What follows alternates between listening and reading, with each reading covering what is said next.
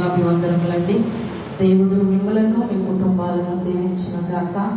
ఈ పునరుద్ధాన ఆదివారమున ప్రభు సన్నిధిలో కూర్చొని ఉన్న మిమ్మల్ని అందరినీ కూడా ఆయన హస్తములో చెప్పుకొని మీకు ముద్ర వేయను గాక. ఆమేన్, ఆమేన్, ఆమేన్.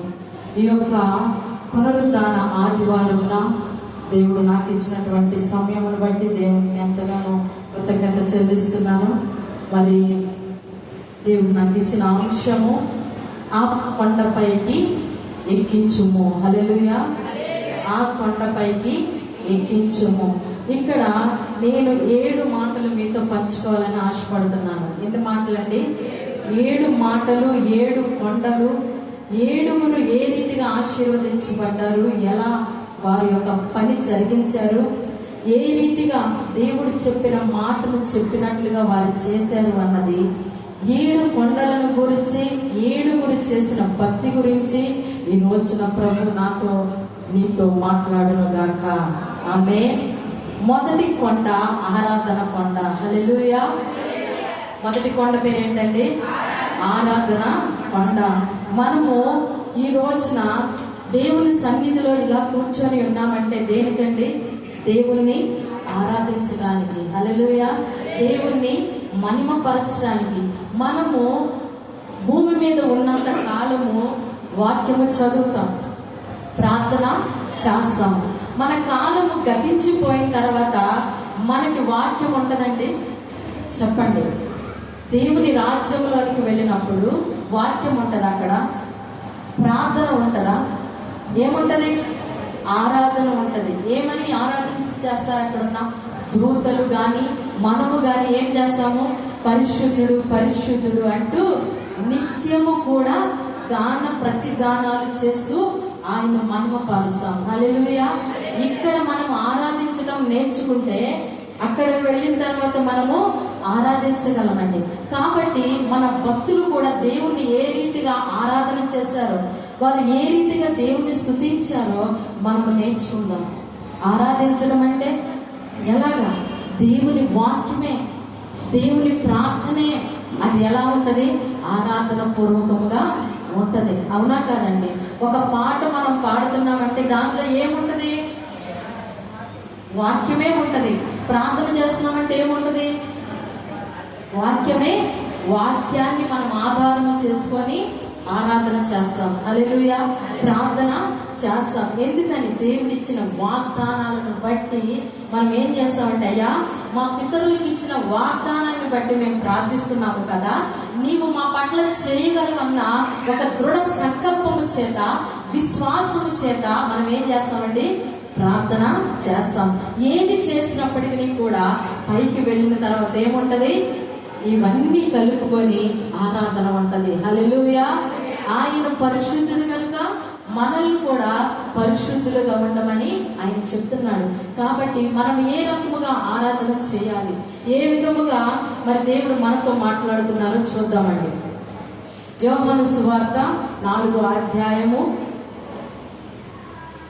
20 నుండి 24 వచనములు కలిగిన దేవుని వాక్యాన్ని మనం ధ్యానించుకుందాము. మా పితరులు ఈ పర్వతమందు ఆరాధించిరి గాని, మా పితరులు ఈ పర్వతమందు ఆరాధించిరి గాని, ఆరాధింపవలసిన స్థలము యెరూషలేములో ఉన్నదని మీరు చెప్పుదురని ఆయనతో అనగా యేసు ఆమెతో ఇట్లనెను, అమ్మా ఒక కాలము వచ్చుచున్నది. ఆ కాలమందు ఈ పర్వతము మీదనైనను యెరూషలేములోనైనను మీరు తండ్రిని ఆరాధింపరు. నా మాట నమ్ము. మీరు మీకు తెలియని దానిని ఆరాధించువారు, మేము మాకు తెలిసిన దానిని ఆరాధించువారు. రక్షణ యూదులలో నుండియే కలుగుచున్నది. అయితే యథార్థముగా ఆరాధించువారు ఆత్మతోను సత్యముతోను తండ్రిని ఆరాధించు కాలము వచ్చుచున్నది. అది ఇప్పుడును వచ్చేయున్నది. తను ఆరాధించువారు అట్టి వారే కావాలని తండ్రి కోరుచున్నాడు. దేవుడు ఆత్మ గనుక ఆయనను వారు ఆత్మతోను సత్యముతోను ఆరాధింపవలెను. హల్లెలూయా. ఈ మాటలు ఎవరికి మధ్య సంభాషణ జరుగుతున్నాయంటే సమరయ స్త్రీకి యేసుక్రీస్తు ప్రభు వారికి మధ్య ఇక్కడ ఏం జరుగుతుందండి? సంభాషణ జరుగుతుంది. ఈ సమరయ స్త్రీ ఎక్కడ ఉంది చెప్పండి, ఎక్కడ ఉంది? సమరయలో ఉంది. హల్లెలూయా. సమరయలో ఆమె ఉంది. ఈ సమరయులని ఏం చేశారంటే వెలివేశారు. హల్లెలూయా.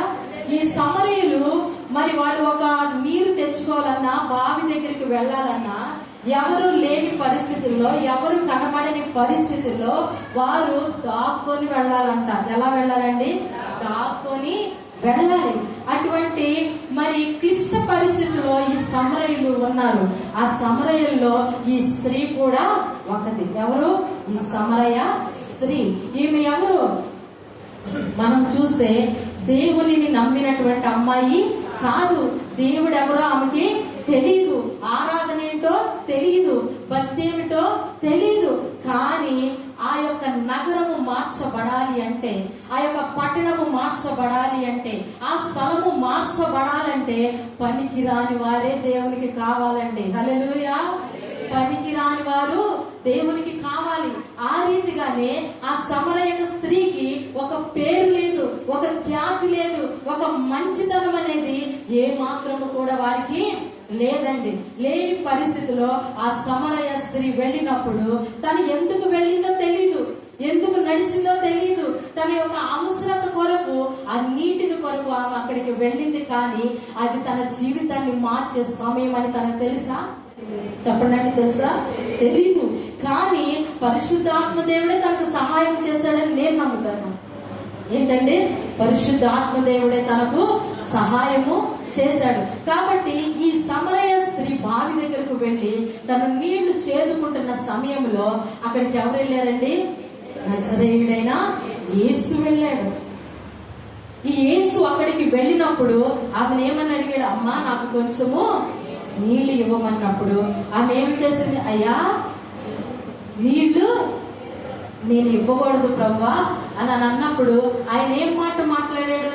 అయినప్పటికీ ఒక్కసారి నాకు ఇస్తే నువ్వెప్పటికీ కూడా తప్పికొనవమ్మా అని చెప్పినప్పుడు ఆ మాటల ద్వారా ఆమె యొక్క ప్రేమను చూసిందండి. ఏం చూసింది? యేసులో ఉన్న ప్రేమను ఆమె ఏం చేసింది? తెలుసుకుంది. హల్లెలూయా. ఇంతకాలం మమ్మల్ని వెలివేశారు కదా, ఇంతకాలం మమ్మల్ని దూషించారు కదా, ఇంతకాలం మమ్మలను అసహించుకున్నారు కదా, పారు చూశారు కదా, ఈ వ్యక్తి ఏంటి ఇంత తెలిసినా కూడా నన్ను వచ్చి నీళ్లు అడుగుతున్నాడు, ఈయనలో ఏదో ఒక మంచి గుణము దాగి ఉంది. హల్లెలూయా. హల్లెలూయా.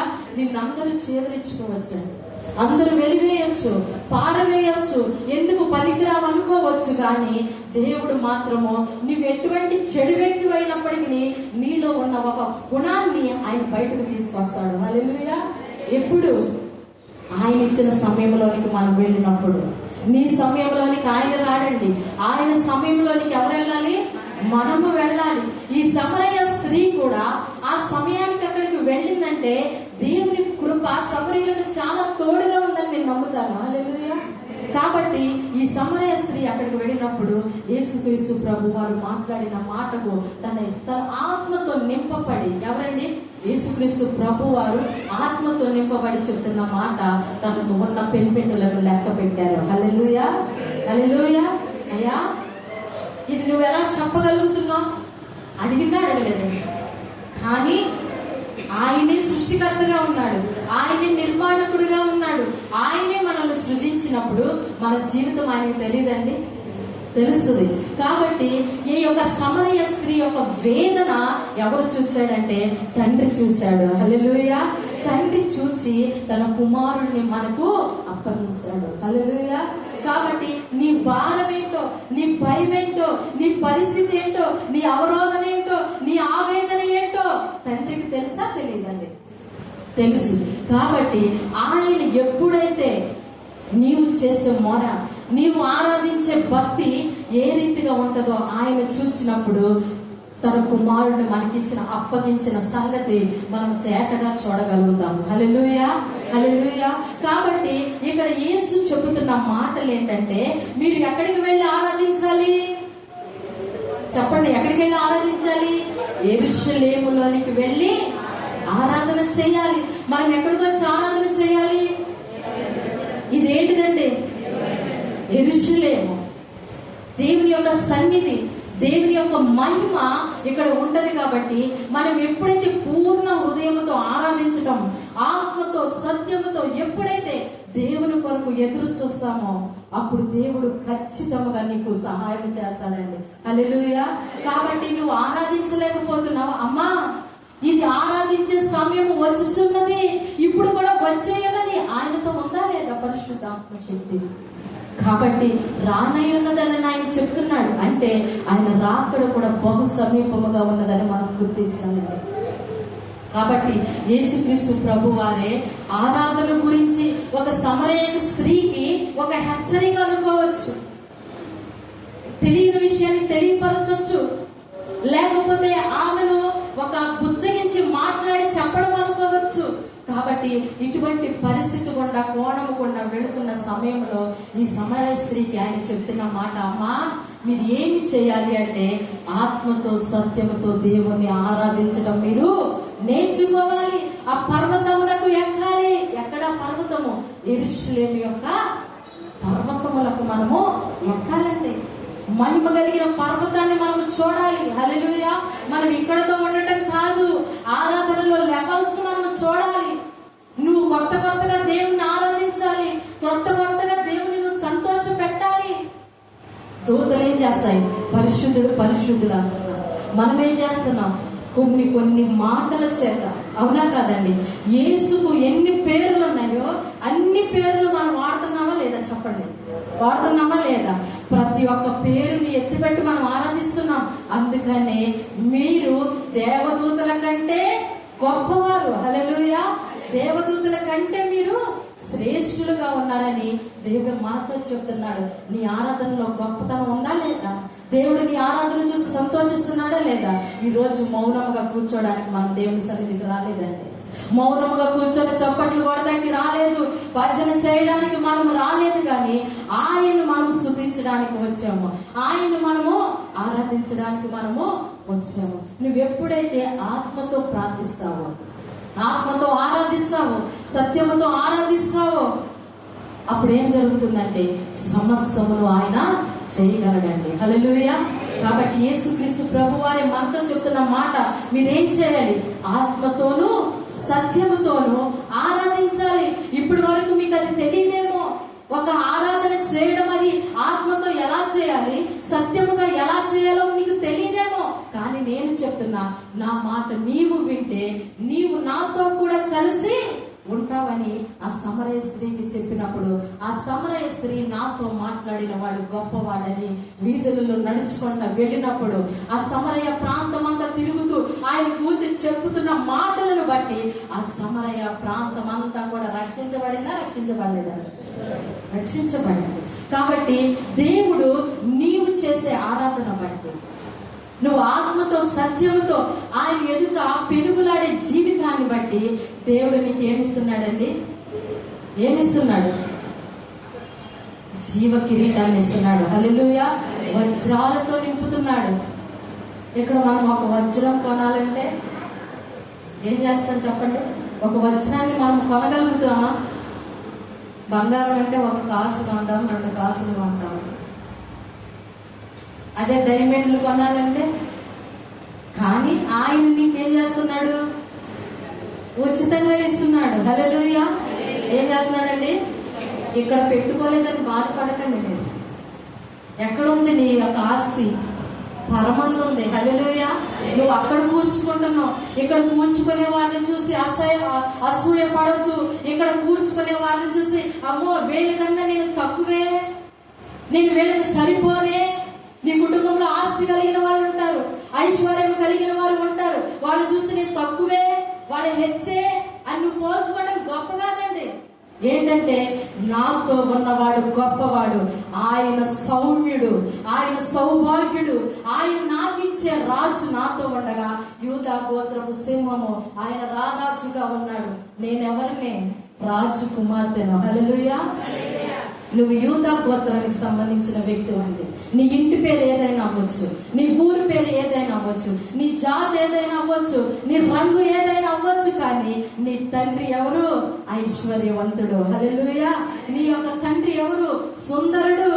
కాబట్టి ఎప్పుడైతే ఆయనలో ఉన్న గుణాలను నీలోనికి చూపించి నీలో ఉంచుకొని ఇతరులకు దాన్ని చూపించగలుగుతావో నువ్వెక్కడ కూడా సిగ్గుపడవు. హల్లెలూయా.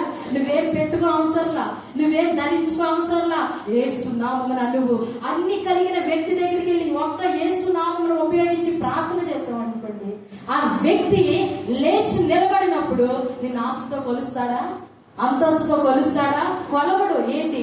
తాను ఏమీ లేనప్పటికీ కూడా నా కొరకు వచ్చి ప్రార్థన చేసిందని చనిపోయే వరకు నిన్ను మర్చిపోడండి. హల్లెలూయా. అది చాలదా మనకి? అది చాలు. అది ఎలా? సత్యము కలిగి. హల్లెలూయా. ఈరోజు నీ ఆరాధన ఎలా ఉంటుంది? అందరూ పాడుతుంటే నువ్వు మౌనంగా ఉంటున్నావా? లేకపోతే ఈ పాట నాకు రాదే అని నువ్వు అనుకుంటున్నావా? అయినా పర్వాలేదు, నీకు వచ్చిన దానిని బట్టి కలిపి పాడినట్లయితే ఆ రాని దాన్నే ప్రభు చూస్తారండి. హల్లెలూయా. వచ్చి మనము ఎంత గట్టిగా పాట పాడినా సత్యము కలిగి మనం పాడలేదనుకోండి, సత్యము కలిగి ఆయన ఆరాధించలేదనుకోండి, అది దేవుడు చూస్తాడా? చూడడా? చెప్పండి, చెప్పండి అండి.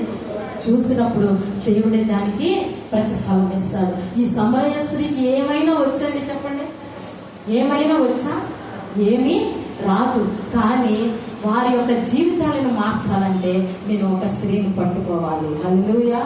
హల్లెలూయా. నువ్వు దేవుని సన్నిధికి వస్తున్నావే, దేవుని సన్నిధిలో ప్రార్థన చేస్తున్నావే, వాక్యాన్ని వింటున్నావే, పాటలు పాడుతున్నావే, మరి గొంతు చించుకొని బిగ్గరగా దేవుని సన్నిధిలో మనం ప్రార్థిస్తున్నామే, కానీ నీవు ఒక వ్యక్తిని మార్చగలుగుతున్నావా? సంఘం ఏం చేయాలంటే ప్రసవ వేదన పడాలి. హల్లెలూయా. ప్రసవ వేదన పడాలి సంఘము. ఎక్కడైతే ప్రసవ వేదన పడుతుందో సంఘము, ఆ సంఘం ఏ రీతిగా ఉంటదంటే ఫలించేడు విధంగా ఉంటది. హల్లెలూయా. ఈ రోజు దేవుడు మనతో మాట్లాడుతున్న మాట, మన ఆరాధనలో సత్యం ఉన్నప్పుడు మనం ఒక్కరిని పిలవాల్సిన అవసరం లేదు. ఆ ఇంటికి వెళ్ళి ఈ ఇంటికి వెళ్ళి ఒక్కొక్క వ్యక్తిని పిలుచుకొని దేవుని సన్నిధికి రావాల్సిన అవసరం లేదండి. నీ ప్రవర్తన సరిగా ఉంటే, మన జీవితాలు సరిగా ఉంటే, మన కుటుంబాలు ఆశీర్వాదకరముగా ఉంటే, వీరికి ఆశీర్వాదం ఎలా వస్తుంది, వీరు ఏ రీతిగా ఈ రీతిగా ఫలిస్తున్నారు అని వారు తెలుసుకొని వారే నీ ఎదుటికి వచ్చి ప్రార్థించమని అడుగుతారు. హల్లెలూయా. వారి గుమ్మాలు తొక్కాల్సిన అవసరం లేదండి, వారే నిన్ను వెంబడిస్తారు. హల్లెలూయా. హల్లెలూయా. కాబట్టి ఒక పట్టణము మార్చబడాలన్న, ఒక గ్రామం మార్చబడాలి అన్న, ఒక సంఘము ఆశీర్వదించబడాలి అన్న, మన ప్రార్థన, మన ఆరాధన ఎలా ఉండాలండి? ఆత్మతోనూ సత్యముతోనూ ఆరాధించే వారిగా ఉండాలి. మొదటి మాట ఆరాధించడం. రెండవ మాట చూద్దామా? ప్రార్థన అనే కొండ. హల్లెలూయా. లూకా సువార్త 9వ అధ్యాయము, లూకా సువార్త 9వ అధ్యాయము 28 నుండి 29 వచనములు. ఈ మాటలు చెప్పినది మొదలుకొని రమారమి 8 దినములైన తరువాత, రమారమి 8 దినములైన తరువాత ఆయన పేతురును యోహానును యాకోబును వెంటబెట్టుకొని ప్రార్థన చేయుటకు ఒక కొండ ఎక్కెను. ఆయన ప్రార్థించుచుండగా ఆయన ముఖ రూపము మారెను. ఆయన వస్త్రములు తెల్లనివై దగదగ మెరిసెను. మరియు ఇద్దరు పురుషులు ఆయనతో మాట్లాడుచుండిరి. వారు మోషే ఏలియా అను వారు మహిమతో అగపడి ఆయన యెరూషలేములో నెరవేర్చబోవు నిర్గమమును గూర్చి మాట్లాడుచుండిరి. పేతురును అతనితో కూడా ఉన్నవారు నిద్రమత్తుగా ఉండిరి. వారు మేలుకొన్నప్పుడు ఆయన మహిమను ఆయనతో కూడా నిలిచి ఉన్న ఇద్దరు పురుషులను చూచిరి. ఆ ఇద్దరు పురుషులు ఆయన ఎదురు నుండి వెళ్ళిపోవచ్చుండగా పేతురు యేసుతో, ఏలినవాడా మనం ఇక్కడ ఉండటం మంచిది. మంచిది. నీకు ఒకటి, మోషేకు ఒకటి, మోషేకు ఒకటి, ఏలియాకు ఒకటి, 3 పర్ణశాలలు మేము కట్టుదామని తాను చెప్పినది తానే ఎరుగకయే చెప్పాను. అక్కడ చూసినట్లయితే చాలండి. ఇక్కడ ఎన్ని గంటలండి ఈ మాటలు చెప్పినది మొదలుకొని రమారమి 8 దినములైన తర్వాత, 8 దినములైన తర్వాత వీరు ఎక్కడికి వెళ్ళారంట? కొండ ఎక్కి ప్రార్థించడానికి వెళ్ళారు. ఈ ప్రార్థించే సమయంలో దేవుని యొక్క మహిమను ఎవరు పొందుకొని ఉన్నారండి? తండ్రి మహిమను చెప్పండి. యేసుక్రీస్తు ప్రభువారు ఆ మహిమను పొందుకొని ఉన్నప్పుడు ఆయనతో ఎవరు మాట్లాడుతున్నారు? మోషే, ఏలియా. వీళ్ళిద్దరు ఎక్కడికి వెళ్ళారు? ఆరోహణమై ఉన్నారు. హల్లెలూయా. వారు దేవునితో ఉన్నారు కాబట్టి వారు ఎవరితో మాట్లాడుతూ చూస్తున్నాం ఇక్కడ? యేసుతో మాట్లాడుతున్నారని ఎవరు గమనిస్తున్నారు? ఇక్కడ పేతురు, యోహాను, యాకోబు వీరేం చేస్తున్నారు? గమనించినప్పుడు వాళ్ళు వెళ్ళిపోయే టైంలో కూడా ఏంటి చెప్పండి, వాళ్ళు వెళ్ళిపోతున్న తరుణంలో కూడా ఆ మహిమను వారు చూస్తూనే ఉన్నారంట. హల్లెలూయా, హల్లెలూయా. ఈ రోజున మనము మాట్లాడుతున్న రెండవ మాట ఏంటిదండి? ప్రార్థన అనే కొండ. హల్లెలూయా. యాకోబును చూద్దాం. ఇక్కడ యాకోబు కూడా ఏం చేశాడండి? కొండ మీద ఏం చేస్తున్నాడు? పిడుగులాడుతున్న సమయంలో దేవుడు తనకు ఒక దర్శనాన్ని ఇచ్చాడండి. ఏం దర్శనం? ఆకాశమునకు ఒక నిచ్చెన వేయబడటము, ఎక్కటము, దిగడం. ఇవి చూస్తున్నాడా? చూడట్లేదా? కాబట్టి నీవు ప్రార్థన చేసేటప్పుడు నువ్వు దేని గురించి అయితే ప్రార్థన చేస్తున్నావో, నువ్వు దేవుని వెంబడిస్తున్నావో, దేవుని నువ్వు వెంబడించినట్లయితే నీవు పరమందున్న దర్శనాలను నువ్వు చూడగలవు. హల్లెలూయా, హల్లెలూయా. ఇది నీకు రావట్లేదా? ఇది నీకు కలగట్లేదా? దీనికి జవాబు నీకు రావట్లేదా? అయితే నువ్వు దేనితో నింపబడట్లేదు? చెప్పండి. పరిశుద్ధాత్మతో నీవు నింపబడట్లేదు. ఆయన మొదటి చెప్పిన మాట మీరు దేనితో చేయాలి? ఆత్మతోనూ సత్యముతోనూ దేవుణ్ణి ఆరాధించాలి. హల్లెలూయా. ఈ రెండు కలిగిన వారు ఎప్పుడైతే ప్రార్థించడం ప్రారంభిస్తారో వారు మరుగైన మర్మాలను చూస్తారండి. హల్లెలూయా. మరుగైన వాటిని చూస్తారు. ఈ యొక్క యోహానికి, ఈ పేతురుకి, ఈ యాకోబుకి మనోనేత్రాలు తెరవబడాలని దేవుడు వారిని కొండ ఎక్కించాడండి. హల్లెలూయా, హల్లెలూయా. ఊరికే ఎక్కించలా, జతకేమి తీసుకెళ్ళలేదు. తీసుకెళ్ళాడా? ఏం చేశాడు? నేను ఏ రీతిగా తండ్రిని వేడుకుంటున్నాను, నేను ఏ రీతిగా ప్రార్థన చేస్తున్నాను, నేను ఏ రీతిగా మొరపెడుతున్నానో మీరు కూడా నన్ను వెంబడించినట్లయితే ఈ రకమైన వాటిని మీరు చూడగలరు. హల్లెలూయా, హల్లెలూయా. ఆయన ముఖాముఖిగా దేవుని స్వరాన్ని వింటున్నాడండి. ఈ రోజు మనం ప్రార్థిస్తున్నాము, అవి కావాలి ఇవి కావాలని అడుగుతున్నాము, కానీ జరగబోయే వాటి గురించి మనం అడుగుతున్నామా? యేసుక్రీస్తు ప్రభువారు దేని గురించి అడుగుతున్నారు? చెప్పండి. దేని గురించి? జరగబోయే వాటి గురించి, జరిగిన వాటి గురించి, జరుగుతున్న వాటి గురించి. కాలములు, సమయములు ఆయన వశంలో ఉన్నాయి కాబట్టి భూత భవిష్యత్ కాలాల గురించి ఆయన దేవుణ్ణి అడుగుతున్నాడండి. హల్లెలూయా. ఈ రోజున సంఘంలో మనము ప్రార్థన చేస్తున్నామంటే ఆత్మతో నింపబడి జరగబోయే వాటిని చెబుతున్నావా? జరిగే వాటిని చెబుతున్నావా? జరిగిపోయే వాటిని కూడా సమస్తాన్ని నువ్వు చెప్పగలుగుతున్నావా? చెప్పండి. చెప్పగలుగుతున్నామా? మనము ఆ మహిమను చూడగలుగుతున్నామా? యేసుక్రీస్తు ప్రభు వారు చేసిన ప్రార్థన, ఆ మహిమని ఎవరు చూశారు? శిష్యులు చూశారు. హల్లెలూయా. ఈ రోజున మన ప్రార్థన ఎవరు చూడాలి? మన పక్కన వారు చూడాలి. హల్లెలూయా. మన సంఘము చూడాలి, సేవకులు చూడాలి. సేవకులు చేసే భక్తి విశ్వాసులు గమనించాలి. ఏ రీతిగా నా సేవకుడు మరి నలగొట్టబడుతున్నాడు, విరగొట్టబడుతున్నాడు, ఎటువంటి మహిమను పొందుకుంటున్నాడు, నా మీదకి ఎందుకు రావట్లేదు, నేను ఎందుకు చూడలేకపోతున్నాను, ఆయన ఎవరితో మాట్లాడుతున్నాడో, ఏమి పొందుకుంటున్నాడో నేను ఎందుకు తెలుసుకోలేకపోతున్నాను అన్న ప్రశ్న మనకు రావాలా వద్దండి? వారు చూచారు. హల్లెలూయా. ఈ రోజు నువ్వు చూడాలి యేసు నామమున. ఆమేన్.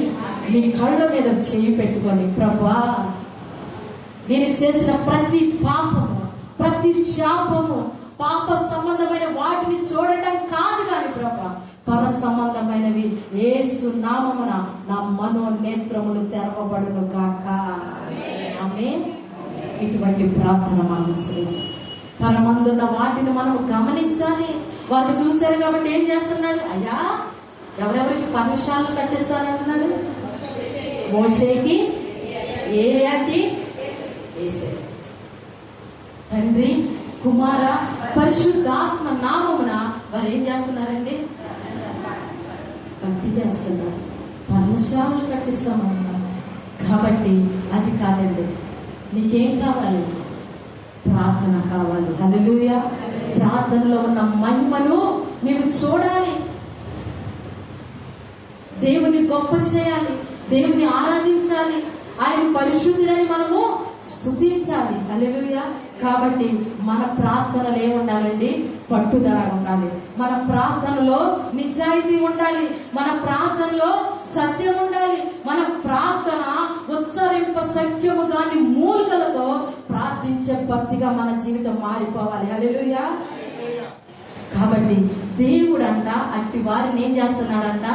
వెతుకుతున్నాడు. హల్లెలూయా, హల్లెలూయా. ఆరాధించే వారిని దేవుడు ఏం చేస్తున్నాడంట? అందరు చదివాం కదా మనము. ఏం చేస్తున్నాడు? ఇష్టమైన ఆరాధన చేసే వారిని దేవుడు వెతుకుతున్నాడు. అంటే భూమి మీద వారు కనిపించట్లేదా? అంటే ఏంటో తెలుసండి, మన యొక్క పాప శాపాలు ఆయనకు అడ్డుబండగా నిలిచిపోయాయి. మన అపరాధాలు ఆయనకు అడ్డుబండగా నిలిచిపోయాయి. వీటిని ఎప్పుడైతే మనం తీసివేసుకుంటామో, పరిపూర్ణమైన శక్తి చేత నింపబడి ఎప్పుడైతే ప్రార్థించడం ప్రారంభిస్తామో, ఆయన నిన్ను కనుగొనడా? హల్లెలూయా. బద్దలైన సందులలో, బండ సందులలో నోవాహును దేవుడు ఎన్నుకున్నాడండి. హల్లెలూయా. ఈ రోజున ఆ బండలో నేను ఉన్నావేమో, ఆ సందులో నేను దాక్కొని ఉన్నావేమో. దేవుడు నిన్నే వెతుకుతున్నాడు, నీ కుటుంబాన్ని వెతుకుతున్నాడు, నీవే కావాలని ఆయన కోరుకుంటున్నాడు. అక్కడ యోహాను, పేతురుని, యాకోబుని పట్టుకున్నట్లుగా దేవుడు నిన్ను కూడా పట్టుకుంటున్నాడండి. ఎందుకని? ఆయన మహిమని నువ్వు చూడాలి, ఆయన ఆశీర్వాదాన్ని నువ్వు చూడాలి, ఆయనలో ఉన్న గొప్పతనాన్ని నువ్వు చూడాలి. ఆ గొప్పతనాన్ని బట్టి ఆయన మహిమపరచబడినట్లు నీ ఎదుట ఆయన కార్యాలను చేయాలని ఆశతో ఎదురు చూస్తున్నాడు. హల్లెలూయా. అది ఆయనకు కావాలండి. అటువంటి కొండ మీదకు దేవుడు నిన్ను ఎక్కించాలనుకుంటున్నాడు. ప్రార్థన నీ కొండ మీద నువ్వు ఎప్పుడైతే నిలబడతావో, ఆయన గెత్సెమనే తోటలో చేసిన ప్రార్థన ఉపయోగపడిందా లేదా? గొల్గొతా కొండ మీద ఆయన ఏం చేశారండి? ఆయన ఏం చేశారు చెప్పండి? గొల్గొతా కొండ మీద ఏం చేశారు?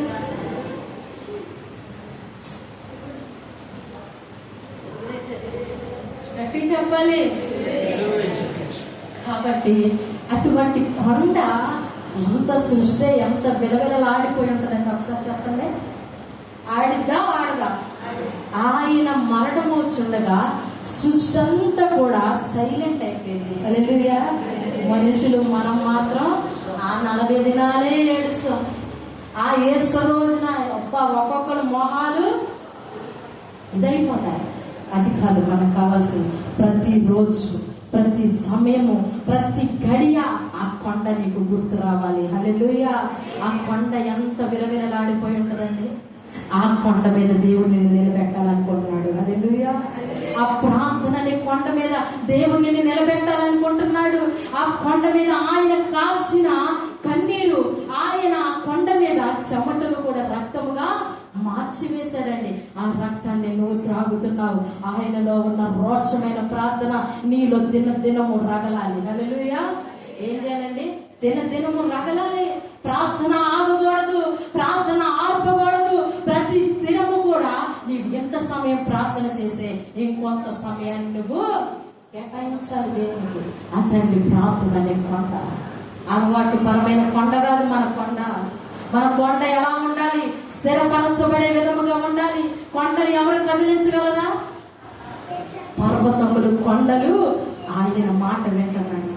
ఈరోజు మనుషులుగా ఆయన చేతులతో నిర్మించిన మనము ఆయనకు సమయాన్ని ఇవ్వగలుగుతున్నామా? చెప్పండి, ఇవ్వగలుగుతున్నామా? ఇవ్వట్లేదు. కాబట్టి మనము ఈ రోజు నుంచి దేవుని మాట విందుము గాక. ఎన్ని సమస్యలు వచ్చినా, ఎన్ని ఇబ్బందులు వచ్చినా, ఎన్ని ఆటంక పరిస్థితులు మన ముందు తాండవము చేసినా, నీవు ఎప్పుడైతే మోకరించి ప్రార్థిస్తావో గడగడ వణుకుచు అపవాదిని ఇంట్లో నుండి పారిపోవును గాక. ఆమేన్. ఇదండి ఆయనకి ఇష్టమైన ప్రార్థన. మూడవ ప్రార్థన మనం చూద్దాం. సహవాసపు కొండ. ఏం కొండ అండి? సహవాసపు కొండ. నిర్గమాకాండము 34వ అధ్యాయము 2 నుండి 4 వచనాలు.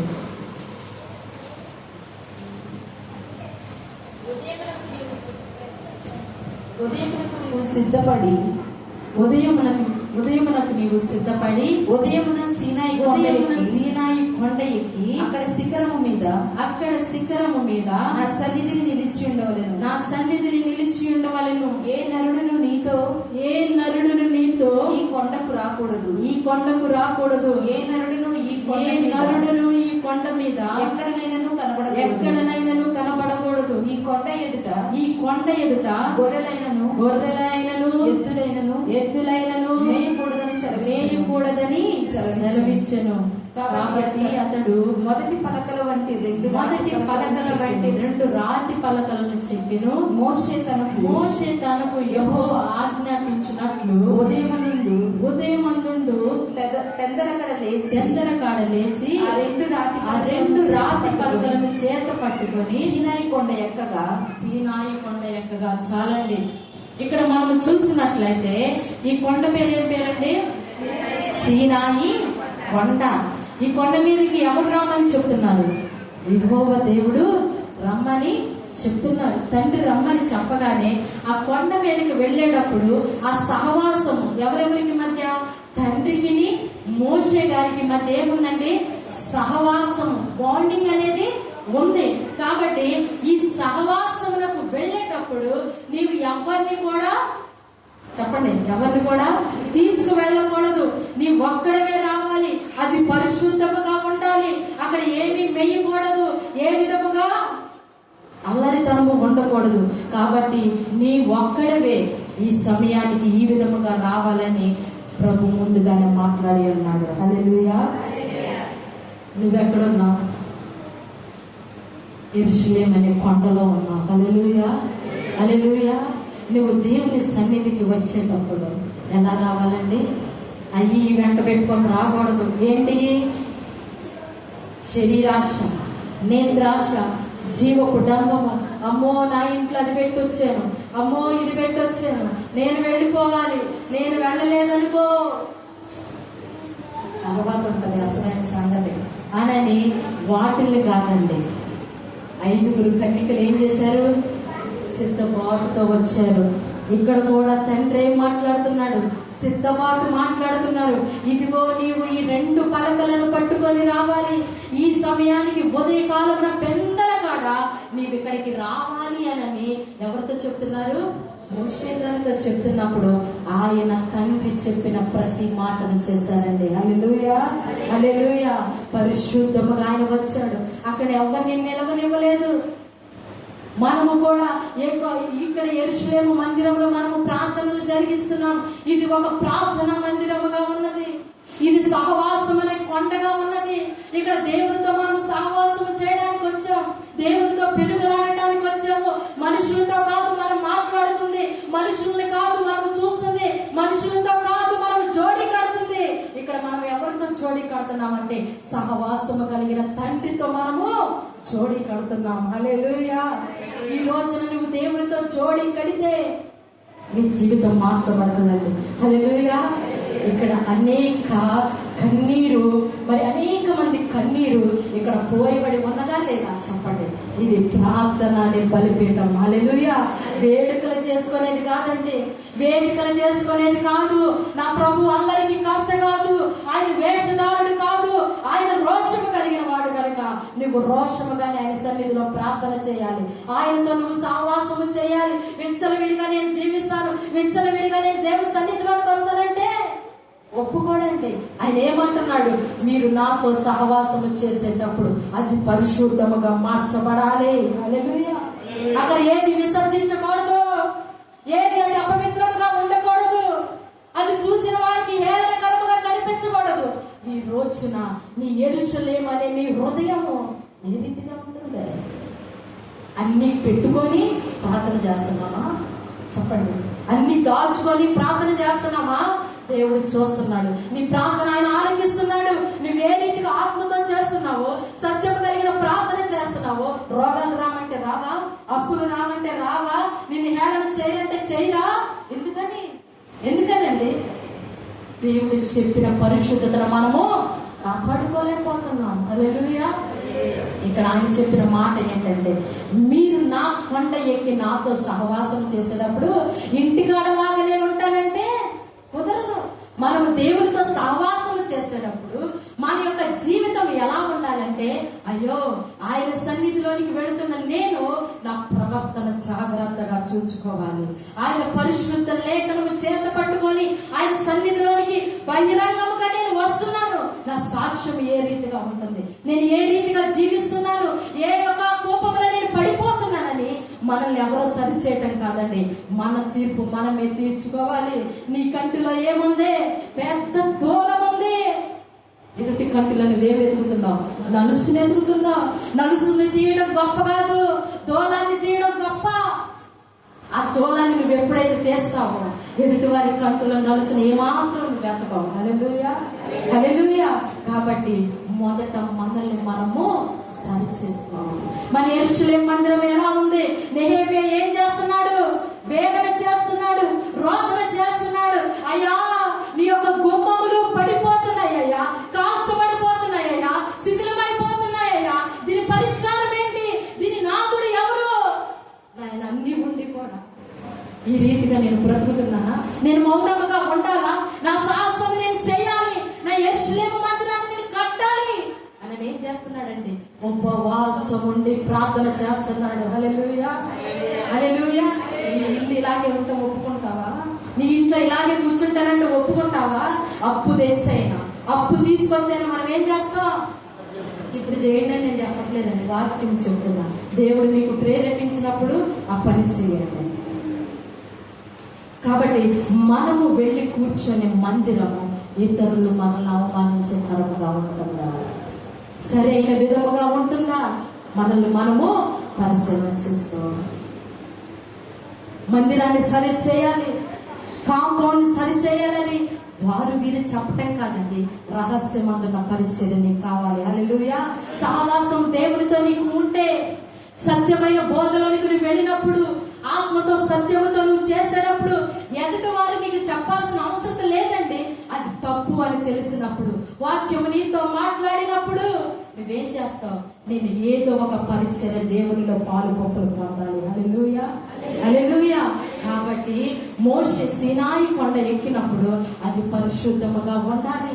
నువ్వు ఎవరిని తీసుకురాకూడదు ఇక్కడికి, నీ ఒక్కడివే రావాలి, నీతో నేను మాట్లాడాలని ఆశపడుతున్నాను అని అన్నప్పుడు మోషే ఎవరిని తీసుకువెళ్ళలేదు, కానీ ఆయన ఒక్కడే వెళ్ళాడండి. హల్లెలూయా. పరిశుద్ధ ఆత్మదేవుడు తనకు సహాయం చేస్తున్నాడు. నువ్వు ఒంటరిగా ఉండొచ్చు, కానీ దేవుడు నీకు తోడుగా ఉన్నప్పుడు, ఆయన సన్నిధి నీకు తోడుగా ఉన్నప్పుడు దేవుడే నిన్ను నడిపిస్తాడండి. హల్లెలూయా. ఎక్కడ? పరిచర్య. ఎక్కడ? నీ హృదయం అనే ఈ శరీరంలో నీ ఏ మలినము అంటకుండా దేవుడే నిన్ను పరిశుద్ధపరుస్తాడు. హల్లెలూయా. ఇదేం కొండ అండి? ఏం కొండ? సహవాసపు కొండ. హల్లెలూయా. మొదటి కొండ ఆరాధన కొండ, రెండవ కొండ ప్రార్థన కొండ, మూడవ కొండ సహవాసము. మొదట ఆరాధన కావాలి, తర్వాత ప్రార్థన కావాలి, తర్వాత సహవాసము కావాలి. తర్వాత చూద్దామా నాలుగవ మాట, సమర్పణ కొండ. ఏంటండి? సమర్పణ కొండ. ఆది కాండము 22వ అధ్యాయము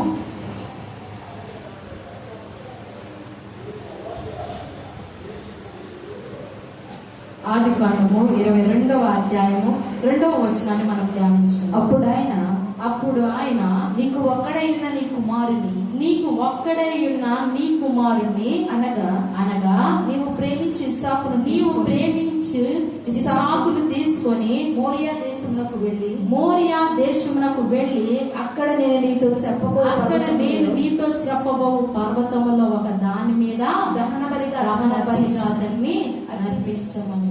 హల్లెలూయా. ఇది ఏం కొండ అండి? సమర్పణ కొండ. ఏ కొండ? సమర్పణ అనే కొండ. నువ్వు దేవుని కోసం ఏమి సమర్పించగలుగుతున్నావు? దేవుడు నిన్ను అడుగుతున్న మాట. మనము దేవుని సన్నిధిలోనికి వెళుతున్నామంటే ఏదో ఒక సమర్పణ అనేది మనకు కావాలండి. కావాలా వద్దా? ప్రభా, ఈ నెలలో నేను దీన్ని విడిచిపెడతాను. ఒకవేళ కోపం నీలో ఎక్కువ ఉందా? అయ్యా, ఈ నెల నుంచి ఇప్పటి నుంచి నేను కోపాన్ని విడిచిపెడతాను, ఆవేశాన్ని విడిచిపెడతాను. ఒకవేళ నీ మీద ఏదైతే ఏలుబడి చేస్తున్నా నీ వల్ల అయిందా? అది చెప్పండి. నీ వల్ల అయిందా? దేవుని యొక్క తోడు నీకుంటేనే చేయగలుగుతాం, అవునా కాదండి? అదే రీతిగా నీవు కూడా ఆయన చెప్పింది చేస్తేనే అది తీయగలుగుతాం, అవునా కాదండి? కాబట్టి ఇక్కడ అబ్రహాము గారిని మనం చూసినట్లయితే ఒకానొక కుమారుడు, ఎవరు? ఇస్సాకు. ఎన్ని సంవత్సరాలకు పుట్టాడు? 100 సంవత్సరాలకి ఒక్క కొడుకు అండి. ఎవరు? ఇస్సాకు. ఏం చేశాడు దేవుడు? ఏం చేశాడు? సమర్పణ అడిగాడు. హల్లెలూయా. అడిగినప్పుడు అబ్రహాము చింతపడలేదు. అయ్యా, నాకు ఇచ్చిన ఒక్కగానొక్క ఈ కుమారుడే కదా, ఎందుకు నేను ఇంతకాలము కూడా నీ ఎదురుండే కదా ఆశతో ఎదురు చూసినప్పుడు నీవు నాతో మాట్లాడి ఉన్నావు కదా, మరి ఈ సమయంలో మరి నువ్వు ఎందుకు తీసుకోవాలనుకుంటున్నావు అని ప్రశ్నించలేదండి. మనమైతే ఏం చేస్తాం? ప్రశ్నిస్తాం, గొడవాడతాం, దెబ్బలాడతాం. ఎవరిని? దేవుణ్ణి.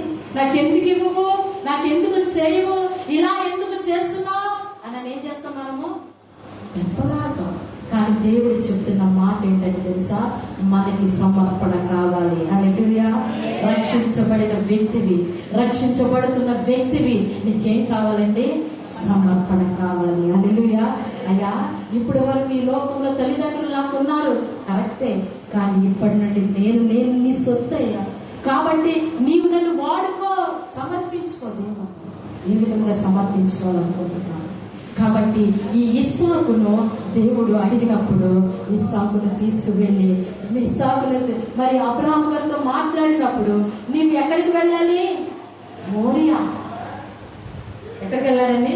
మోరియా దేశంలో ఉన్న నేను ఏ యొక్క మరి కొండ మీదకు చూపిస్తాను, అక్కడికి నువ్వు వెళ్ళి అక్కడ దహన బలి అర్పించాలన్నప్పుడు అక్కడ అబ్రహాము గారు ఒక్క మాట కూడా మాట్లాడలేదు. కానీ ఇష్టమైన కుమారుడైనప్పటికీ కూడా బలిగా అర్పించాడండి. దీనికి సాదృశ్యం ఏంటో తెలుసా? దీనికి సాదృశ్యం మీకు తెలుసా? యేసుక్రీస్తు ప్రభు వారు కూడా తండ్రికి ఇష్టమైన కుమారుడే. ఒక్క మాట కూడా బదులు మాట్లాడలేదు. అప్పుడు వరకు కూడా తండ్రి కోపాన్ని చూశారు. తండ్రి యొక్క కోపాన్ని ఆయన చూపించే బాధ. ఈయన ఆజ్ఞలిస్తాడు, ఆజ్ఞలు అనుసరించి మనం నడవకపోతే శాపాలు వస్తున్నాయి, బాధలు వస్తున్నాయి, ఈయన ఎందుకు ఇలా చేస్తున్నాడని వీరు ఆయనలో కోపాన్ని గమనించారు. కానీ తండ్రి యొక్క ప్రేమను గమనించట్లేదని ఆయన ఏం చేశాడంటే తనలో ఒక స్వభావమైన కుమారుణ్ణి మనకి ఎలా ఇచ్చాడండి? పరిశుద్ధునిగా మనుష్య రూపంలో మనకు అనుగ్రహించి ఉన్నాడండి. హల్లెలూయా. ఆయన బలి అవుతున్న సమయంలో కూడా తండ్రి ఏం చేశాడండి? చేతిని విడిచిపెట్టేశాడు. అయినప్పుడు కూడా తన చిత్తమే నెరవేర్చబడి ఉన్నది. హల్లెలూయా. ఆయన మరణపు ముళ్ళని విరవడానికి, ఇదిగో ఆయన సజీవుడని చెప్పడానికి, ఆయన పునరుద్ధానుడని బహిరంగంగా చెప్పడానికి, లోకమంతా కూడా ఆయన్ని వెంబడించడానికి మనుష్య కుమారుడు రావాలి అని ఆయన తీర్మానం చేసుకున్నాడు. హల్లెలూయా. ఆ రీతిగానే ఆయన వచ్చాడు, ఆ రీతిగానే గొర్రె పిల్లలాగా అయిపోయాడు, ఆయన ఆ రీతిగానే మరణించాడు, సజీవుడిగా లేచి ఉన్నాడండి. ఏ రాయి అయితే మూత వేయబడిందో ఆ రాయిని నా ప్రభు దొర్లించాడు. హల్లెలూయా. ఏ పిలాతు అయితే చేతులు కడుక్కున్నాడో వణికించాడండి. ఏ వ్యక్తులైతే ఆయన అవమానించారో, పిడుగుతులు గుద్దారో, అసహించుకున్నారో వాళ్ళంతా గడగడ గడగ వణికే సమయం వచ్చేసిందండి. హల్లెలూయా, హల్లెలూయా. ఎందుకు? సమర్పణ కావాలి. పునరుద్ధాన బలము నీలో ఉండాలంటే, పునరుద్ధాన శక్తి నీలో నిలబడాలి అంటే నువ్వేం చేయాలంటే సమర్పణ కలిగి ఉండాలి. హల్లెలూయా. ఆ కొండ ఎక్కడానికి నువ్వు ఆశపడుతున్నావా? ఆ కొండ మీద నిలబడటానికి ఆశపడుతున్నావా? అబ్రహాం అయితే చింతించలేదు, అబ్రహాం అయితే బాధపడలేదు. కానీ ఒక్కగానొక కుమారుడు అయినప్పటికీ నేను దేవుని ఆయనే ఇచ్చును తీసుకున్నాను. కాబట్టి ఈ రోజున మనము వాక్యాన్ని చదువుతున్నామంటే ఇటువంటి గుణములకి మనం వెళ్ళగలుగుతున్నామా? పెదాల మీద ఆడిపోతున్నాయి మాటలు. మనల్ని మనం పరిశీలన చేసుకోవాలండి. ఒకవేళ పెదాల మీద ఆడితే అదంతా మనకు భక్తి, అంతరంగంలో నుండి సత్యమైనది మనకు బయటకు రావాలి. దాని కొరకు మనము తపన కొనాలండి. హల్లెలూయా, హల్లెలూయా. మన సమర్పణ అనేది ఎవరితో ఉండాలి? అబ్రహాము దేవునితో సహవాసము చేసినప్పుడు మరణానికి జంకలేదు, మరణం పారిపోయింది. మరణము పారిపోయినప్పుడు అక్కడ కంచెలో ఏమి కనపడిందండి? తేలు కనపడింది. దేవుడు అక్కడ సిద్ధపరిచాడా లేదా? సిద్ధపరిచాడా లేదా? యేసుక్రీస్తు ప్రభువారు చనిపోయాడు, అంతా అయిపోయింది అనుకున్నారు. కానీ అనేక మంది బోధకులు లేపబడ్డారా లేదా? సువార్త తిరుగుతుందా లేదా? ప్రపంచం గడగడ వణుకుతుందా లేదా? అన్నిలంతా భయపడుతున్నారంటే ఏంటంటే గడగడగ వణించే దేవుడు మనతో ఉన్నాడు. ఆయన పరాక్రమశాలి, బలాఢ్యుడు, బలము కలిగిన దేవుడు. ఆయన శూన్యాన్ని సృష్టిగా మార్చేశాడండి. ఒక మనిషిని మార్చగలిగిన సత్తా ఆయనకి లేదా? చెప్పండి. శూన్యంలో ఏముంటది? శూన్యంలో ఏముండిద్దండి? ఏమీ ఉండదు. మన మధ్యలో ఉండిపోయాం. ఆకాశం పైన ఉంది, భూమి కింద ఉంది. భూమి మధ్యలో మనము ఉండిపోయాం. తెలిస్తే పైకి వెళ్తాం, లేకపోతే అంతే మధ్యలో ఉన్నాం. ఒక్కసారి వెళ్ళి బయటికి వెళ్ళి ఆలోచించుకోండి, నేనేంటి, నా బ్రతికేంటని దడ పుట్టింది. హల్లెలూయా, హల్లెలూయా. అవునా కాదా? ఎక్కడున్నాం? గాలిలో ఉన్నాం. అవునా కాదా? శూన్యంలో ఉన్నాం మనం. కాబట్టి భయపడాల్సిన మనమే, దేవుడు కాదు. అందుకని హెచ్చరిస్తున్నాడు, నేను త్వరగా రానై ఉన్నాను, ఇదిగో నన్ను వెంబడించండి. సత్యమైన ఆరాధన తెలుసుకోండి, సత్య సువార్త కలిగిన దేవుడు మీరు వెంబడించండి, ఆరాధ్యుడిని వెంబడించండి. ఇదిగో వాక్యం అనే లోతులోనికి, అంచులోనికి మీరు వెళ్ళినప్పుడు అదే మిమ్మల్ని జీవింప చేస్తుంది. హల్లెలూయా. అక్కడ ఆరిన నేల ఏమైపోతుంది? బండను పగలగొట్టినప్పుడు, ఆరిన నేలను నా ప్రభు పలికినప్పుడు అక్కడ ఆరిన నేల నుండి ఆ సముద్రంలో నుండి దేవుడు నడిపించాడండి. హల్లెలూయా. నీ ముందు ఎన్ని సముద్రాలు పరిగెత్తుతున్నా, తరుముతున్నా నీవు భయపడాల్సిన అవసరం లేదు. కానీ ఆరిన నేలన ఇశ్రాయేలు ప్రజలను నడిపించిన ఆ దైవం నాతో ఉండగా నేను ఎన్నటికి భయపడను. ఆయనతో నేను సమర్పణ కలిగి ఉన్నాను. హల్లెలూయా. అబ్రహాము భయపడలా, మరణానికి భయపడలా, ఇస్సాకు భయపడలా. ఎందుకంటే నా దేవుడు, నా పితరుల ఆరాధ్య దైవము, నాతో ఉన్నవాడు గొప్పవాడు, నన్ను ఆయన పరిశోధిస్తున్నాడని తెలుసుకున్నాడండి. హల్లెలూయా. ఎవరు తెలుసుకున్నాడు? ఇస్సాకు తెలుసుకున్నాడు. విధేయుడుగా ఉన్నాడు. తండ్రి చిత్తానికి కుమారుడు ఏ రీతిగా అయితే విధేయతగా ఉన్నాడు, అబ్రహాము యొక్క తండ్రికి ఇస్సాకు కూడా అదే విధేయతను వెంబడించాడు. హల్లెలూయా. ఆయన సూచన ఆదిలోనే జరిగిపోయింది. మనమే గ్రహించలేకున్నాం. అబ్రహాము విషయంలోనే ఆయన ఒక సూచన ఇచ్చేశాడు.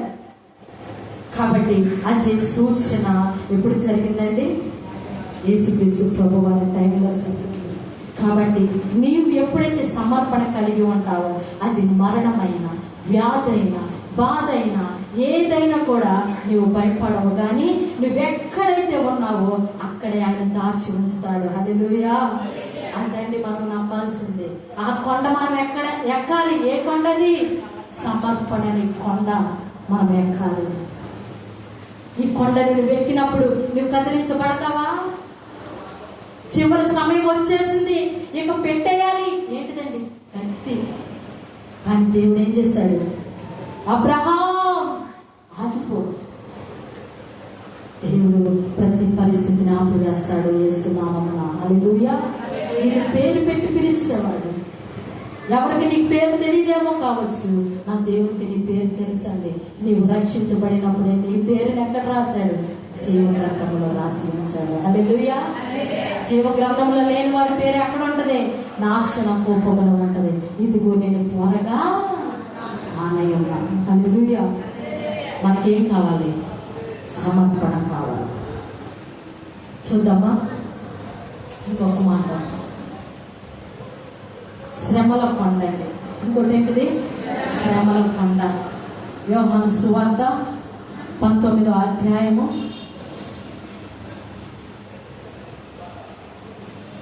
19వ అధ్యాయము 19 నుండి 20 వచనములు కలిగిన దేవుని వాక్యాన్ని ధ్యానించు. మరియు పిలాతు యూదుల రాజైన నజరేయుడగు యేసు యూదుల రాజైన నజరేయుడగు యేసు అను పై విలాసము రాయించి శిలువ మీద పెట్టించెను. యేసు సిలువ వేయబడిన స్థలము పట్టణమునకు సమీపమై ఉండెను. అది హెబ్రీ గ్రీకు రోమా భాషలలో రాయబడిన కనుక యూదులలో అనేకులు దాన్ని చదివి. హల్లెలూయా. హల్లెలూయా. ఇక్కడ ఏంటిదండి? ఏం కొండ అండి? శ్రమల కొండ. ఎక్కడ రాశారు? సిలువ మీద రాసి ఉన్నారు. ఏమని? ఈయన సిలువ వేయబడిన వ్యక్తేనని. కాబట్టి ఈ రోజున ఏ పాపము లేని వ్యక్తి మీద నువ్వు తను మంచివాడై ఉండొచ్చు, నువ్వు చెడ్డవాడవని రాసినప్పుడు అది నీకెంత బాధ అండి? చెప్పండి, బాధ కాదా? కాబట్టి యేసుక్రీస్తు ప్రభువారు ఆ సిచ్యువేషన్స్ లో కూడా వచ్చారా రాలేదా? ఆ పరిస్థితి గుండా కూడా వచ్చేసారు. కాబట్టి మనం నేర్చుకోవాల్సిన విషయం ఏంటంటే, మన పాపాలన్నీ, మన శాపాలన్నీ, మన రోగాలన్నీ, మన యొక్క అపవిత్రత అంతా ఎవరి మీద వేసుకున్నాడండి? ఆయన మీద వేసుకున్నాడు. ఎప్పుడైతే ఆయన మీద వేసుకున్నాడో ఆయన పాపిగా మారిపోయాడు. హల్లెలూయా. హల్లెలూయా. అది శ్రమల కొండ. ఆ శ్రమ కొండ వెళ్ళినప్పుడు కూడా యేసుక్రీస్తు ప్రభు ఏమాత్రము తగ్గలేదండి. నన్ను ఎందుకు ఇలా చేస్తున్నారు? నేను ఎన్నో అద్భుతాలు చేశాను కదా, నేను ఎన్నో ఆశ్చర్య కార్యాలు చేశాను కదా, గుడ్డి వారికి చూపునిచ్చాను కదా, గుడ్డి వారు లేచి నిలబడ్డారు కదా, పక్షవాయువు కలిగిన వారు స్వస్థపరచబడ్డారు కదా, మరి పాపము చేసేవారు మార్చబడ్డారు కదా, నేను బోధించాను కదా. ఇంత నన్ను వెంబడించిన ప్రజలే ఇప్పుడు నేను ఎవరో ఒక పాపినని నా మీద ముద్ర వేస్తున్నారే అని ఆయన ఏమన్నా మాట్లాడాడండి? మాట్లాడలేదు. ఆయన ఓర్చుకున్నాడండి. ఆయన కుమార్తెలుగా ఉన్న మనము మంచివారమే, కానీ ఏమొస్తాయి? శ్రమలు వస్తాయి. ఆ శ్రమల గుండా వెళ్ళేటప్పుడు నీకెవరు గుర్తు రావాలి? యేసుక్రీస్తు ప్రభు వారు గుర్తు రావాలి. ఏ యొక్క మరి పాపము లేని వ్యక్తి మీద ఆయన పాపిగా ఎంచబడి ఉన్నాడు కదా, నా కోసం నలగొట్టబడి ఉన్నాడు కదా, నా కోసం వెరగొట్టబడి ఉన్నాడు కదా, చెమటను కూడా రక్తానికి మార్చాడు కదా. ఒక్కసారి కొరడంతో కొట్టగానే మాంసం అంతా కూడా సాళ్ళుగా తున్నబడిందండి. హల్లెలూయా.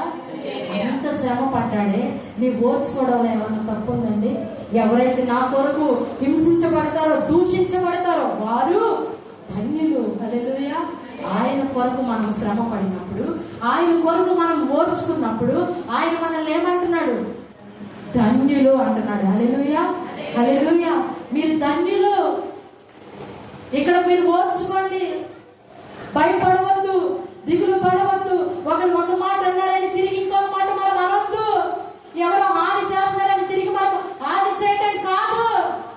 రోషము కలిగిన దేవుడిని ప్రకటిస్తే, రోషము కలిగిన దేవుడిని నువ్వు నమ్ముకుంటే అపజయం ఎదురొచ్చిన విజయ పతాకమును ఎగరవేస్తావు. హల్లెలూయా.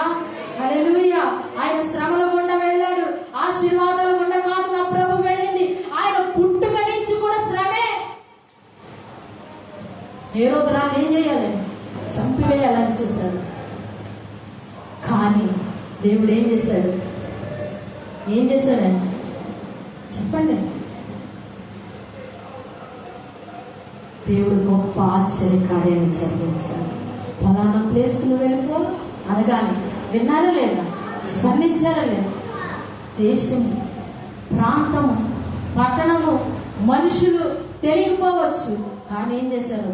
దేవుడే మాతో ఉండగా, ఆయనే పరిశుద్ధుడుగా మాతో ఉండగా, చిన్న బాలుడైనా పర్వాలేదు, సర్వశక్తి అయిన దేవుడు మాకు తోడుగా ఉన్న గొర్రెలకు కాపర్లకు వినిపించిన ఆ స్వరమే, ఆ వాగ్దానమే ఆయన పరిశుద్ధుడిగా పెట్టుకొని వాళ్ళు ఎక్కడికి వెళ్ళారండి?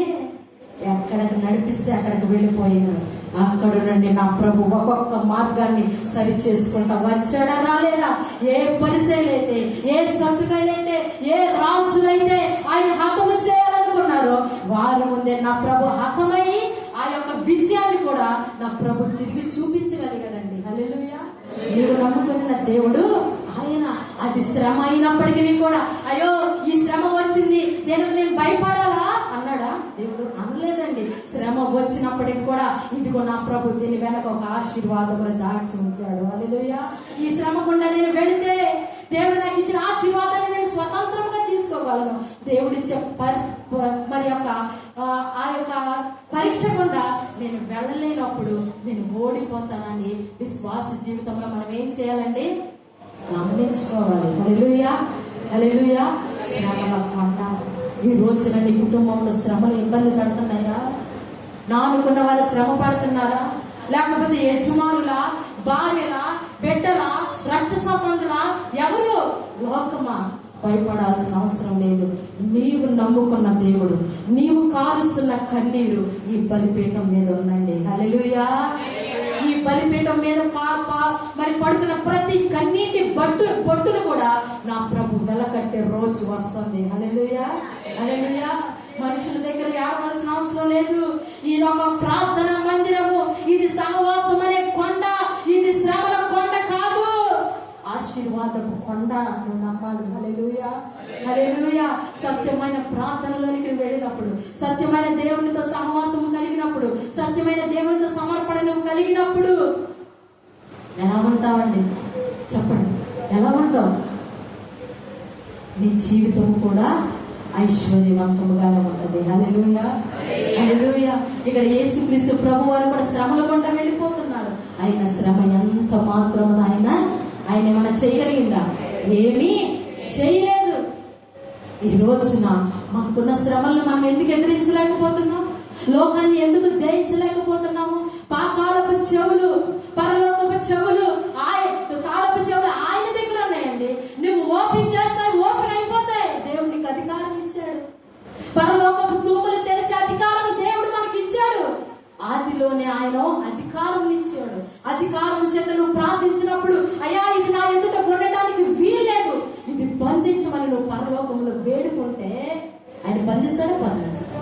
ఇది కావాలి నువ్వు తెరువు అంటే తూములు ఆయన విప్పుతాడే? విప్పడా? నాకేం లేదు కదా, నేనేం చేయలేను కదా? కాదు, కావాల్సింది శ్రమల పుట్టములో నువ్వు వేయబడినప్పుడు ఆయన నిన్ను ఎలా మారుస్తాడండి? సువర్ణంగా మారుస్తాడు. అది మార్చేటప్పుడు నిన్నేం చేస్తారు? అగ్నితో కాలుస్తారు, సుత్తితో కొడతారు, నలం కొడతారు, విరగ కొడతారు. దానికి ఒక రూపము వచ్చే వరకు ఆ యొక్క మరి సువర్ణము ఓర్చుకున్నప్పుడే కదండి దానికి ఒక రూపాన్ని దేవుడిస్తాడు. అవునంటావా? ఈ రోజు నువ్వు శ్రమ గుండా వెళ్తున్నావా? ఇబ్బందులు గుండా వెళ్తున్నావా? ఏడవ మధ్య వెళ్తున్నావా? నువ్వు సువర్ణముగా మార్చబడాలి అంటే కారణం ఏంటో తెలుసా? ఆయన సమయంలో నువ్వు వెళ్ళిపోయావు. హల్లెలూయా. శ్రమ నువ్వు దగ్గరికి వస్తుందంటే నువ్వు ఆయన ఆధ్వర్యంలోనే ఉన్నావు. లోకంలో ఎంత మాత్రము లేదు. లోకంలో ఉన్న వాళ్ళకి శ్రమల వాళ్ళు పొందించుకుంటారు. దైవికంగా ఉన్న నీకు శ్రమ వచ్చిందంటే ఆయన సమయంలో నువ్వు ఉన్నావని గుర్తించుకో. హల్లెలూయా. ఆయన నీ పట్ల ఏదో ఒక కార్యాన్ని సిద్ధపరిచాడు. ఆయన నీ పట్ల ఏదో విజయాన్ని దాచి ఉంచాడు అని మనం ఏం చేయాలండి? గమనించుకొని ప్రతిదీ పాజిటివ్ గా ఆలోచించేయాలి. హల్లెలూయా, హల్లెలూయా. ఎంత నవ్వుకుంటారో, ఎంత ఏడుస్తారో, ఏం జరుగుతుందో కానీ దేవుడు ఒకనొక దినాన్ని నిన్ను నిలబెట్టినప్పుడు నువ్వు ఎలా ఉంటావు తెలుసా? అన్నా కూడా ఏం చేసిందండి? మొత్తురాల ఏడ్చేసిందంట. ఎలా? మొత్తురాల ఏడ్చింది. ఎవరితో నాకు చెప్పిందా? ఒక్కతే వెళ్ళింది సహవాసంలోనికి, ఒక్కతే మొరపెట్టింది. ఏలి ఏమన్నాడు? అమ్మా ఏంటి ద్రాక్షరసం ఏమైనా పుచ్చుకున్నావా? ఏంటమ్మా? ఆమె యొక్క వేదన ఎవరికి తెలుసండి? దేవుడికి తెలుసు. నీ సమర్పణ ఆయనకు కావాలి. నీకు ఇష్టమైన దాన్ని విడిచిపెట్టు.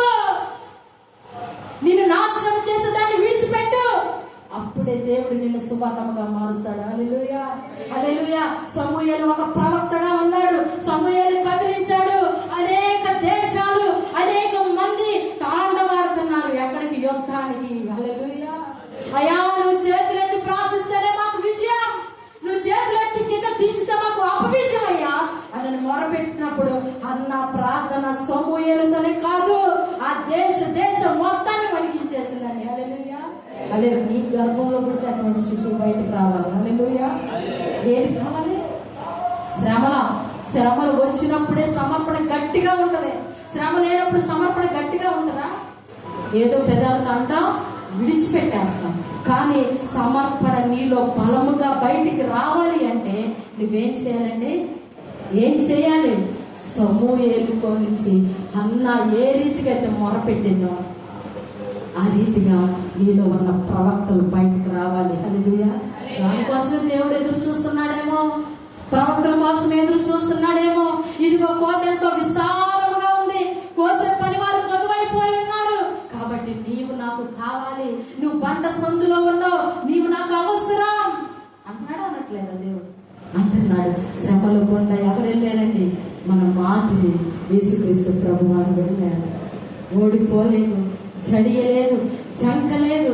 ఆ శ్రమ కొండను వెళితే, ఆ కొండను, ఆ యేసు అనే శ్రమ కొండను నువ్వు వెక్కితే ప్రతి కొండ నీకు చిన్నదే. ఆవగినంత విశ్వాసం నీలో ఉంటే ఈ కొండనైనా తీసి నువ్వు పక్కన పెట్టగలనండి. కాబట్టి అటువంటి కొండ మీద నువ్వు ఎక్కావనుకోండి, ఏం కొండ? యేసుక్రీస్తు ప్రభు అనే శ్రమల కొండను వెక్కితే నీ యొక్క రాజు పడిన ప్రతి ఒక్క శ్రమ కూడా నీవు పడే శ్రమల ముందు చాలా చిన్నవి. హల్లెలూయా, హల్లెలూయా. ఆయన పడిన శ్రమలకి ఏం చేసిందండి? ప్రపంచమే వణికిపోయింది. అవునా కాదా? ఆయన కొండ నువ్వెక్కినప్పుడు నీ శ్రమలు చిన్నవైన పారిపోతాయి. హల్లెలూయా. అది ఎవరికి కావాలి? ఆ విశ్వాసం ఎవరికి కావాలండి? మనకు కావాలి. ఎవరికి కావాలండి? మనకి కావాలి. కాబట్టి నువ్వే కొండ ఎక్కాలని ఆశపడుతున్నాడు దేవుడు? శ్రమల కొండ. హల్లెలూయా, హల్లెలూయా. విజయపు కొండ గురించి మనం తెలుసుకుందాం. చివరికి వచ్చేసాం. మొదటి రాజుల గ్రంథము 18వ అధ్యాయము 19 నుండి 21 వచనం. అయితే ఇప్పుడు నీవు ఇశ్రాయేలు వారినందరినీ యెజబెలు పోషించుచున్న బయలుదేవత ప్రవక్తలు 450 మందిని, అషేరా దేవి ప్రవక్తలైన 400 మందిని, అషేరా దేవి ప్రవక్తలైన 400 మందిని నా యొద్దకు కర్మేలు పర్వతమునకు పిలువనంపమని చెప్పాను. అహాబు ఇశ్రాయేలు వారందరి యొద్దకు దూతలను పంపి ప్రవక్తలను కర్మేలు పర్వతమునకు సమకూర్చెను. హల్లెలూయా. ఇక్కడ మనం చూస్తే ఏమి కొండ అండి? ఇది విజయం కొండ. హల్లెలూయా, హల్లెలూయా. కాబట్టి మనకేం కావాలి? విజయం అనే కొండను మనము ఎక్కాల్సిన సమయం. హల్లెలూయా. ఇక్కడ కూడా ఎవరున్నారండి? ఎవరెవరికి మధ్య జరుగుతుంది ఘర్షణ? చెప్పండి, ఎవరెవరికి? ప్రవక్త ఏలియా ప్రవక్తకి, ఆహాబు రాజుకి మధ్యలో ఒకరు ఉంటున్నారు. ఎవరు? యెజబెలు, నాశనకోపం. హల్లెలూయా. ఏం చేస్తుంది? మాటతోనే బెదిరించేస్తుంది. హల్లెలూయా. ఏలియా భయపడిపోయింది చివరి టైంలో. అవునా కాదండి? ఒక స్త్రీ చాలు కట్టాలన్నా పోల్చాలన్నా. అవునా కాదా? కానీ మనం అలాంటి వాళ్ళం కాదు. మనం దేవుని నమ్ముకున్నాం కాబట్టి మనం దేన్నైనా కడతాం. అంతే, యేసు నామమున. ఆమేన్. ఇక్కడ చూసినట్లయితే వారు జరుగుతుంది, యుద్ధం జరుగుతుంది. ఈ యుద్ధంలో ఏం చేస్తున్నారంటే 400 మంది ప్రవక్తలు, 400 మంది చెప్పండి బయలు ప్రవక్తలు ఉన్నారు. ఇక్కడ వీళ్ళకి మధ్యలో ఏం జరుగుతుందంటే అక్కడ వాటికి ఏం చేయాలంట? మొక్కాలి. కానీ ఇక్కడ ఏలియా చెప్తున్న మాట ఏంటంటే, ఎద్దులను తీసుకొద్దాం, వాటిని చంపుదాం, చంపి కట్ల మీద వేసినప్పుడు దాన్ని ఎవరైతే అగ్నితో కాలుస్తారో వారి దేవుడే నిజమైన దేవుడు అని ఇక్కడ వారు ఏం చేశారంట? అందమనుకుంటారు, ఏదనుకుంటారో మీరే డాష్ పూర్తి చేసుకోండి. అయితే ఈ యొక్క సమయంలోనికి వాళ్ళు వచ్చినప్పుడు ఈ బయలుదేవతకు సంబంధించిన యాహాబు రాజు యొక్క సమూహం అంతా కూడా, వాళ్ళందరూ కూడా ఏం చేస్తున్నారంటే, బయలా దిగిరా, దీన్ని కాల్చు అనగానే వాళ్ళు ఎంత బయలా అన్నా బాయే అన్నట్టుంది. నేనేం చేయలేను అన్నట్లు బాయ్ చెప్తున్నాడు అక్కడుంటే. అవునా కదా? బయలా రావా అంటే నా వల్ల ఏమైంది, నేనేం చేయగలను, నువ్వు మాట మాత్రమే పిలుస్తున్నావు, నేనేం చేయలేను అంటున్నాడు. కానీ ఎప్పుడైతే ఏలియా టైం వచ్చేసిందో ఏం చేశాడు ఏలియా? సైన్యములకు అధిపతి అయిన దేవుని పక్షాన ఉండి ప్రార్థన చేసినప్పుడు, సత్యముతో ఆరాధించినప్పుడు, సత్యముతో ఆత్మతో నింపబడి ప్రార్థన చేస్తున్నప్పుడు అగ్ని వచ్చి దాన్ని కాల్చివేసింది. హల్లెలూయా! విజయం ఎవరిదే? మనదే.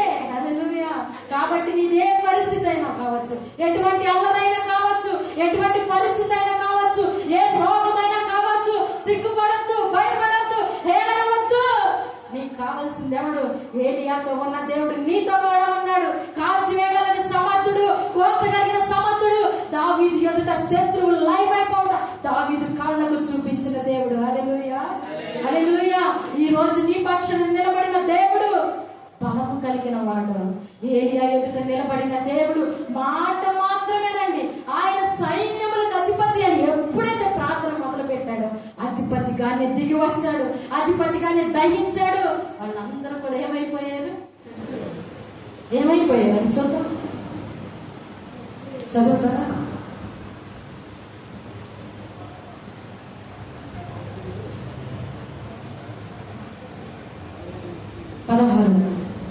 యెహోవా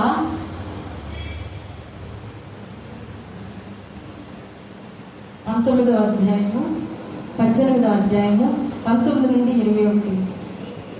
అయితే ఇప్పుడు నీవు ఇశ్రాయేలు వారినందరినీ యెజబెలు పోషించున్న 25వ వచనం చదవండి. అప్పుడు ఏలియా బయలు ప్రవక్తలను పిలిచి మీరు అనేకులై ఉన్నారు కనుక మీరే మొదట ఒక ఎద్దును కోరుకొని సిద్ధము చేసి మీ దేవత పేరును బట్టి ప్రార్థన చేయండి. అయితే మీరు అగ్ని ఏమీ క్రింద వేయవద్దని చెప్పగా వారు తమకు ఇయ్యబడిన ఎద్దును తీసుకొని సిద్ధము చేసి ఉదయం మొదలుకొని మధ్యాహ్నము వరకు బయలా మా ప్రార్థన వినమని బయలు పేరును బట్టి ప్రార్థన చేసేది గాని యొక్క మాటైనను ప్రత్యుత్తరం ఇచ్చి వాడెవడను లేకపోగా వారు తాము చేసిన బలిపీఠం వద్ద గంతులు వేయ మొదలుపెట్టింది.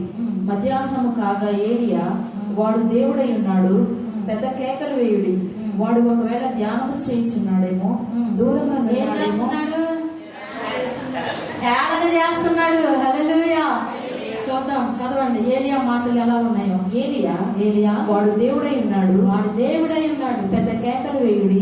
మీ కేకలు సరిపోట్లా.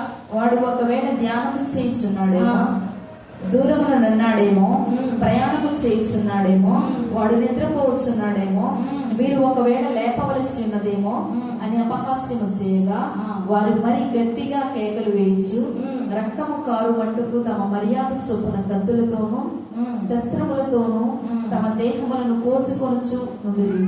ఈ ప్రకారము మధ్యాహ్నమైన తరువాత అస్తమయ నైవేద్యము అర్పించు సమయము వరకు వారు ప్రకటనము చేయించు వచ్చింది గాని మాట అయినను ప్రత్యుత్తరమించు వాడెవడైనను లక్ష్యము చేసిన వాడైనను లేకపోయేను. అప్పుడు ఏలియా నా దగ్గరకు రెండని జనులందరితో చెప్పగా జనులందరూ అతని దగ్గరకు వచ్చింది. అతడు క్రింద పడద్రోయబడి ఉన్న యెహోవా బలిపీఠంను బాగు చేసి యెహోవా వాక్కు ప్రత్యక్షమై నీ నామము ఇశ్రాయేలునని వాగ్దానము నొందిన యాకోబు సంతతి గోత్రముల లెక్క చొప్పున 12 రాళ్లను తీసుకుని ఆ రాళ్ల చేత యెహోవా నామమున ఒక బలిపీఠము కట్టించి దాని చుట్టూ 2 మాణిక్యల గింజలు పట్టునంత లోతుగా కందకం ఒకటి త్రవ్వించి కట్టెలను క్రమముగా పేర్చి ఎత్తును తునకలుగా కోసి ఆ కట్టెల మీద ఉంచి జనులు చూస్తుండగా మీరు 4 తొట్ల నిండా నీళ్లు నింపి దహన బలి పశుమాంసము మీదను కట్టెల మీదను పోయుడని చెప్పెను. అది అయిన తరువాత 2వ మారు ఆ ప్రకారమే చేయుడని అతడు చెప్పగా వారు 2వ మారును అలాగ చేసిరి. 3వ మారును చేయుడనగా వారు 3వ మారును చేసిరి. అప్పుడు ఆ నీళ్లు బలిపీఠము చుట్టూను పొర్లి పారెను. మరియు అతడు కందకమును నీళ్లతో నింపెను. అస్తమయ నైవేద్యము అర్పించు సమయమున ప్రవక్తయగు ఏలియా దగ్గరకు వచ్చి ఇలాగ ప్రార్థన చేసెను. యెహోవా, అబ్రహాము, ఇస్సాకు, ఇశ్రాయేలుల దేవా, ఇశ్రాయేలీయుల మధ్య నీవు దేవుడవై ఉన్నావనియు నేను నీ సేవకుడనై ఉన్నాననియు ఈ కార్యములనియు నీ సెలవు చేత చేసేదువనియు ఈ దినమున కనపరచుము. యెహోవా, నా ప్రార్థన ఆలకించుము. యెహోవానైన నీవే దేవుడవై ఉన్నావనియు నీవు వారి హృదయములను నీ తట్టుకు తిరిగి చేయుదువనియు ఈ జనులకు తెలియనట్లుగా నా ప్రార్థన అంగీకరించుము. అతడు ఇలాగున ప్రార్థన చేయుచుండగా యెహోవాకు దిగి దహన బలి పశువును కట్టెలను రాళ్లను బుగ్గిని దహించి కందకమందుల నీళ్లను ఆరిపోచేసెను. అంతట జనులందరూ దాన్ని చూచి సాగిలపడి యెహోవాయే దేవుడు, యెహోవాయే దేవుడు అని కేకలు వేసింది. చాలండి. ఇక్కడ ఏం జరిగింది? దేవుడు చెప్పింది జరిగింది. హల్లెలూయా. ఎవరు చేయలేనిది ఆయన చేయగలడు. హల్లెలూయా. ఎవరు చేయలేనిది మన దేవుడు చేస్తాడండి. ఎవరు తీయలేనిది మన దేవుడు చేస్తాడు. కాబట్టి అక్కడ ఏలియాను వాడుకుంటే ఇక్కడ దేవుడు సేవకులను వాడుకుంటున్నాడు. హల్లెలూయా, హల్లెలూయా. యెహోవా నామం పేరట అబ్రహాము, ఇస్సాకు, యాకోబుల దేవుడై ఉన్న దేవుని పక్షాన నిలబడి సేవకుడు విత్తుతున్న ప్రతి మాట జరుగును గాక. హల్లెలూయా, హల్లెలూయా. కాబట్టి ఆ అధికారం ఏలియాకి ఇచ్చిన దేవుడు మనకును ఇచ్చాడు. హల్లెలూయా. కాబట్టి మన శ్రమ, మన ఇబ్బంది, మనం ఏ కోపము గుండా వెళ్ళినప్పటికీ కూడా భయపడటం కాదు. కానీ మనం ఏం చేయాలండి? ఇక్కడ మనము గమనించినట్లయితే ఏలియా చెప్పిన మాట కింద ఉన్న వారు చేశారా చేయలేదా? ఎన్నిసార్లు చేయమన్నా? 3 సార్లు. అయినా విసుకున్నారా? సనిగారా? ఎందుకని? యుద్ధం జరుగుతుంది ఇక్కడ. మన దేవుడేంటో తెలియాలి. ఆయన నమ్మదగిన వాడు, ఆయన అద్భుతము చేయగలిగిన దేవుడని కింద ఉన్న వారికి తెలుసా తెలీదా? ఏలియా నమ్ముకున్న దేవుడు నిజమైన దేవుడు అని తెలుసు కాబట్టి వారు ఏలియాకి సహకరించారు. మరి మనం ఏం చేయాలి? సహకరించాలి. ఎందుకంటే ప్రవక్తలు దేవుని స్వరాన్ని వింటారు. హల్లెలూయా, హల్లెలూయా. దేవుని మాటను తీసుకొని వచ్చి చెప్తారు. కాబట్టి మనం ఏం చేయాలి? బయలు అనుకుంటా ఉండటం కాదు. మనం ఏం చేయాలి? రోషము కలిగిన దేవుడు అబ్రహాము, ఇస్సాకు, యాకోబుల దేవుడు నా దేవుడు అయి ఉన్నాడు. నేను చేసే ఆరాధన, నేను చేసే భక్తి నా కుటుంబానికి విజయం రావాలి. హల్లెలూయా. నా గ్రామానికి రావాలి, నా సంఘానికి, దేశానికి కావాలి అని ఎప్పుడైతే నువ్వు ప్రార్థిస్తావో దేవుడు మీకు ఏమిస్తాడండి? విజయం. హల్లెలూయా. ఎత్తైన కొండ మీద ఆయన నిన్ను ఎక్కించగలిగిన సమర్థుడు. హల్లెలూయా. పక్షిరాజు ఏం చేస్తుందండి? తన బిడ్డల్ని ఏం చేస్తుంది? ఎత్తైన కొండ మీదకి వెళ్ళి ఒక్కసారి వదిలేస్తుంది. వదిలిద్దా వదలదా? చెప్పండి. వదిలినప్పుడు ఆ బిడ్డలు అంట క్యావ్ మనని అరుస్తాయి. అంటే ఎక్కాము నేను చచ్చిపోతా. కొండ మీద నుంచి కింద పడిన మాటల చెప్పండి. అరుస్తా ఉన్నప్పుడు అవి ఎంతైతే స్పీడ్ లో కింద పడుతున్నాయో తన తల్లి అవి పడే సమయానికి మళ్ళీ వచ్చాక తన 2 రెక్కలు ఇట్లా చాపిద్దంట. హల్లెలూయా. వెంటనే ఒక్కసారిగా పోయిన ప్రాణం అమ్మాయ అనిపించిందంట. ఈ రోజున నువ్వు శ్రమల గుండానే వెళ్ళిపోతున్నా, నా జీవితం అయిపోయింది, ఇక లాస్ట్ సిచ్యువేషన్ ముందు నిలబడిపోయింది, ఇక అయిపోయిందిరా బాబు అనుకునే టయాన ఆయన ఏం చేస్తాడంటే తన 2 రెక్కలతో ఏం చేస్తాడు? కప్పుతాడు. హల్లెలూయా. అప్పుడు వస్తుంది నీకు అసలైన ధైర్యం. ఎవరు ఎదుటనైనా నిలబడగలవు. ఎందుకని? ఈ శ్రమలు నీకు పాఠాన్ని నేర్పించాయి, ఈ శ్రమలు నీకు బోధించాయి, ఎవరి దగ్గర మాట్లాడాలో నేర్పించాయి, ఎవరి దగ్గర ఎలా బ్రతకాలో నేర్పించాయి. నువ్వు ఎవరి మధ్యలో ఉన్నావు? నిన్ను ఎగరవేసింది ఎవడు? జీవము కలిగిన దేవుడు. హల్లెలూయా. నిన్ను ఎగరవేసింది ఆయనే, నిన్ను రక్షించేది కూడా ఆయనే, నిన్ను ఎక్కించుకునేది కూడా ఆయనే, మళ్ళీ తీసుకువెళ్ళేది కూడా ఆయనే. పక్షి రాజు ఏ రీతిగా అయితే తన రెక్కలు చాపుకొని ఉంటుందో, ప్రభు కూడా నీ కొరకు తన 2 రెక్కలు చాపుకొని తేరి చూస్తున్నాడమ్మా. పడిపోతున్నావా? జారిపోతున్నావా? దిగులు పడద్దు, జడియవద్దు. ఇదిగో నా సమయం వచ్చేసింది, రా, ఉపవాసం ఉండి నా ఎదుటికి రా అని ఎవరు అడుగుతున్నారండి? చెప్పండి. రాత్రి కాలం మనం మాట్లాడుకున్నామా లేదా? ఏం చేయాలి? ఉపవాసం. యావేలు భక్తుడి ద్వారా మాట్లాడుతున్న మాట, దేవుడు ఇష్టమైన ఉపవాసం ఉండి ఆయన యొద్దకంట మనము రావాలి. నీ దగ్గరికి ఆయన రావటం కాదు, శ్రమ నీ ముందు తాండవం చేస్తున్నప్పుడు ఆయన ఎదుటికి నువ్వేం చేయాలి? రావాలి. ఎలా? నల్ల కొట్టుకుంటా రావాలి, వెర కొట్టుకుంటా రావాలి. పక్షి రాజు కూడా తన యవ్వనాన్ని కోల్పోయి వృద్ధాప్యంలోనికి వెళ్ళిపోయినప్పుడు ఏం చేస్తాడో తెలుసా? పంట సందుల్లోనికి వెళ్ళి తన యొక్క శరీరాన్ని అంతా కూడా నల కొట్టుకుంటాడండి. అప్పుడు ఒక్కొక్క మరి ఏమంటారు, దానికి ఉన్న వెంట్రుకలు వస్తా ఉన్నప్పుడు, ఆ ఈకలు వస్తా ఉన్నప్పుడు అది ఒక యవ్వనంగా మార్చబడుతుందంట. హల్లెలూయా. హల్లెలూయా. నలిగిపోతున్నావా? సొలిసిపోతున్నావా? ఆయాస పడిపోతున్నావా? ఇక చచ్చిపోతానని అనుకుంటున్నావా? భయపడద్దు. పక్షి రాజుకి ఇచ్చినటువంటి యవ్వనాన్ని దేవుడు నీకు ఇస్తున్నాడు. హల్లెలూయా.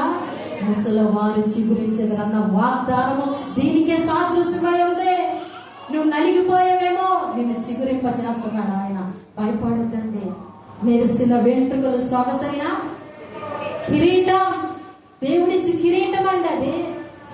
కాబట్టి భయపడాల్సిన అవసరం లేదు. అనుభవాలు గుండా మనము వెళ్ళాలి. హల్లెలూయా. ఏలియా ఎదుట విజయాన్ని పెట్టిన దేవుడు నీ పరీక్షల గుండా విజయాన్ని పెట్టడా?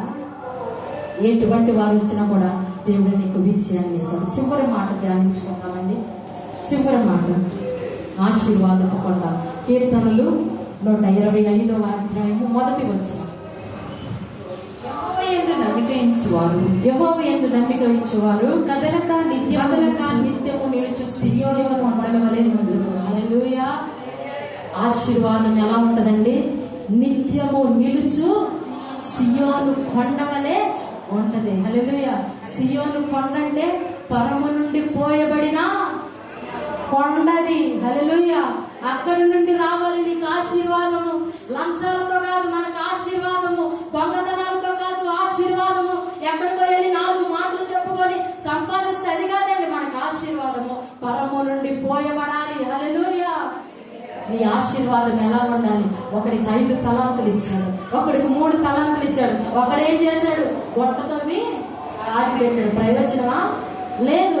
ఒకడికి ఇచ్చిన తలాంతులు ఏం చేశాడు? ఒక బిజినెస్ చేశాడు, వ్యాపారం చేశాడు. ఏం చేశాడు? తనకి ఇచ్చిన వాటిని రెట్టింపు చేసుకుంటాడు. కాబట్టి దేవుడు నీకు ఇచ్చిన చేతి పనులు సమృద్ధిగా దీవించబడను గాక.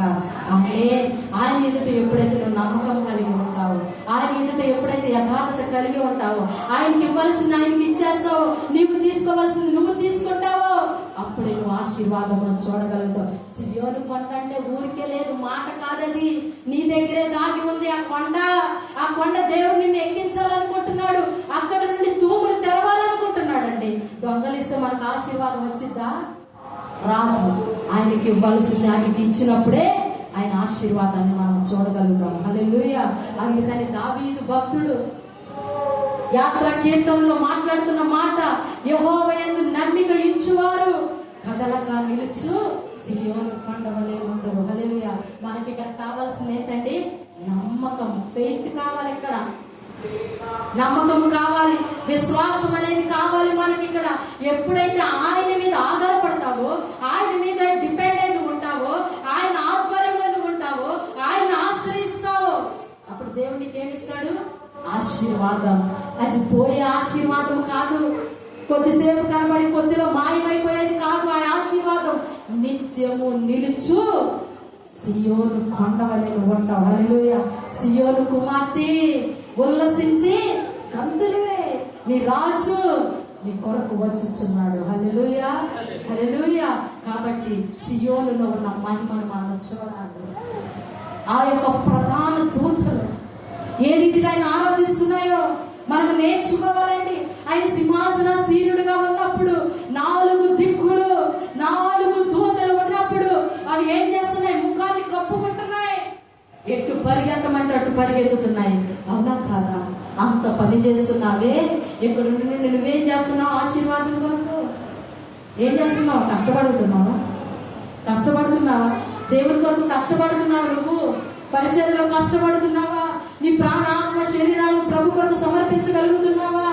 ఆయనకు శ్రమ పడగలుగుతున్నావా? ఆయనతో జోడి కట్టగలుగుతున్నావా? ఆయనతో కలిసి ఆరాధించగలుగుతున్నావా? దేవుడు నీతో మాట్లాడుతున్న మాట, ఈ 7 కొండల గుండా ప్రభు నేను తీసుకెళ్లాలని ఆశపడుతున్నాడు.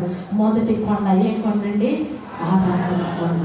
2వ కొండ ప్రార్థన కొండ. 3వ కొండ సహవాసపు కొండ. 4వ కొండ సమర్పణ కొండ. 5వ కొండ శ్రమల కొండ. 6 విజయ కొండ. తర్వాత ఆశీర్వాదపు కొండ. ఈ కొండలన్నిటినీ నువ్వు కొండలన్నిటి మీద నువ్వు నిలబడాలంటే సియోనులో ఉన్న దేవుడు ఆయన రారాజుగా ఉన్నాడు. చేతులు జోడించి చెప్తున్న ఒకే ఒక్క మాట, మనుషులు కాదండి మనం ఆశ్రయించాల్సింది, రాజులు కాదు మనం ఆశ్రయించవలసింది. ఇదిగో మహిమ కలిగిన దేవుడు నీ పక్షాన ఉండగా, బలశౌర్యము కలిగిన దేవుడు నీ పక్షాన ఉండగా, యూదా గోత్రపు సింహము నీ ఎదుట ఉండగా, ఆయన గోత్రములోనికి వెళ్ళిన నీవు ఆశీర్వాదముని ఎవ్వడును దొంగలించలేడు. ఎవడికి నీ ఎంత మాత్రం అది సాధ్యము కానే కాదు. హల్లెలూయా. చప్పట్లు కొట్టు దేవుని మహిమ. దేవుడి వాక్యాన్ని దీవించి ఆశీర్వదించును గాక. ఆమేన్. మోకరిద్దామా, ప్రార్థన చేద్దాం. మహాపరిశుద్ధుడా, మహోన్నతుడా, ఘనమైన దేవా, గొప్ప రాజా, నీకు వేలాది వందనాలు, స్తోత్రాలు. నిన్న నేడు నిరంతరం ఏకరీతిగా ఉన్న దేవా నీకు వందనాలు ప్రభా. పాటల ద్వారా మహిమ పొందిన ప్రభా నీకు స్తోత్రాలు. ఆరాధన ద్వారా ఘనత నొందిన దేవానికి స్తోత్రాలు ప్రభా. వాక్య పరిచర్యలు ప్రభా, పరిశుద్ధాత్ముడిగా నీవు నాతో ఉండి మన ఇద్దరము ఏకమై కలిసి విత్తిన ప్రతి మాట కూడా ప్రభా, ప్రతి హృదయాన్ని కడిగి వేయబడాలయ్యా. ప్రతి ఒక్క హృదయం నీ మీద ఆనుకోవాలి ప్రభా. ప్రతి ఒక్కరిని కూడా ఆశీర్వాదపు అంచులోనికి మీరు తీసుకువెళ్ళాలయ్యా. ఒక్కొక్కరి మీద ప్రభా అయ్యా, ఒక్కొక్కరిని కొండల మీదకి మీరు ఎక్కించండి అయ్యా. ఈ కొండ మీద మీరే ఉన్నారు ప్రభా. ఈ కొండ మీదకి నీ బిడ్డలు ఎక్కుచుండగా సహాయం దయచేయండి అయ్యా. ఓర్పునివ్వండి, సహనమునివ్వండి, సమయ స్ఫూర్తిని కలగ చేయమని అడుగుతున్నాము తండ్రి. నీ వందనాలు, స్తోత్రాలు చెల్లిస్తున్నాము ప్రభా. అయ్యా, ఈ కొండ మీద ఎవరైతే నిలబడలేకపోతున్నారో ప్రభా, నీ బిడ్డల్ని ఆదరించండి. ధైర్యం కలిగిన ఆత్మతో మీరు నింపమని అడుగుతున్నాము ప్రభా. నీకు వందనాలు, స్తోత్రాలు. ఈ పరిశుద్ధ దినమున ఈ మాటలు మేము దాన్ని ధ్యానించడానికి నువ్వు ఇచ్చిన గొప్ప అవకాశాన్ని బట్టి ప్రభా మీకు వేలాది వందనాలు, స్తుతులు, స్తోత్రాలు చెల్లించుకుంటున్నాం ప్రభా. ఇటువంటి దేవా, నిలబడిన నేను, మాట్లాడిన నేను భ్రష్టురాలనే పడిపోకుండా నీ చేతులతో నన్ను ఎత్తి పట్టుకొని నిశాంతనముగా 4 దిక్కులా నన్ను వాడుకొనమని యేసు నామమున ప్రార్థిస్తాడు చున్నాము తండ్రి. ఆమేన్.